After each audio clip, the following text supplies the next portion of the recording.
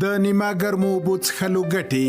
د طبي څېړونکو لخوا دا خبره پخوا تایید شوې وه چې سهار په نهاره د نیمه ګرمو اوبو څښل بدن ته زیات ګټور دي او که همدا ورځنی عادت وګرځول شي نو له ډېری ناروغیو به هم وژغورل شي.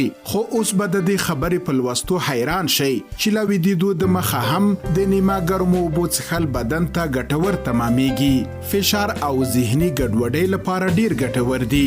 بېلابېلو طبي څېړنیزو راپورونو کې دا خبره ثابته شوې چې که چېرته له ویدېدو د مخه یو کس له اوبو څښلو څخه ډډه کوي نو د بدن اوبه یې کمیږي چې دې ته په عامه اصطلاح کې ډي هایډریشن وایي، چې بیا د همدې له امله انسان ناراحته او ډیپریشن یې زیاتېږي چې له امله یې بیا په خوب کې هم ناراحته وي.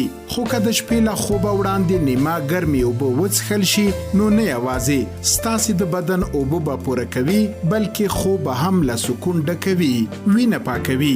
نیمه ګرمې اوبه په بدن کې شته جراثیم او زهرجن مواد ختموي او وینه پاکوي چې له امله یې د بدن د داخلي حرارت درجه لوړیږي، د هاضمې سیستم قوي کوي. نیمه ګرمې اوبه د هاضمې سیستم قوي ساتي او د میتابولیزم حرکت لوړوي او ترڅنګ د بدن په سیستم کې د بدن پاتې ذراتو په خارجولو کې هم مرسته کوي.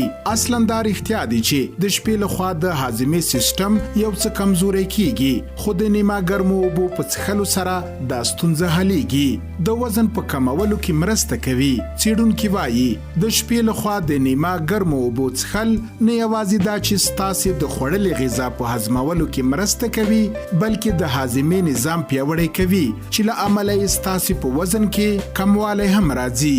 ژباړه: امین حسن.